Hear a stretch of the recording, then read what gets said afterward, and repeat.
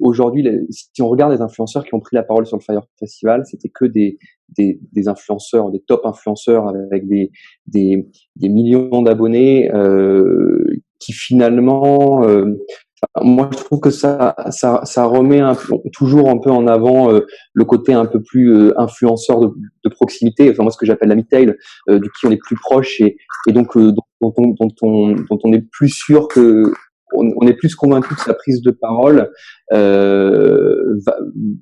que la parole est prise sur quelque chose qui va vraiment nous plaire.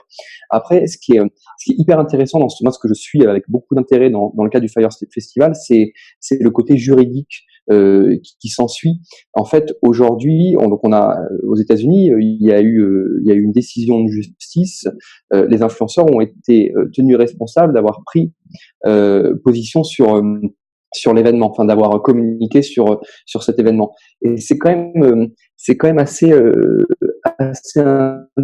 intéressant parce que ouais. Donc ce que je disais, c'est que moi je suis vraiment sur le Fire, pour résumer, je suis vraiment avec intérêt ce qui va suivre en termes de juridique et comment c'est en train de reformer un peu les règles éthiques de la prise de parole de l'influenceur. Est-ce que l'influenceur va devenir responsable de sa prise de parole et de la marque surtout ou du service qu'il promeut? C'est-à-dire que est-ce que quand je fais la promotion d'un produit de beauté ou d'un produit ou de n'importe quel produit et que ce produit ne tient pas ses promesses, que j'ai été rémunéré pour ça, que je le marque comme un partenariat, est-ce que je suis responsable de ça?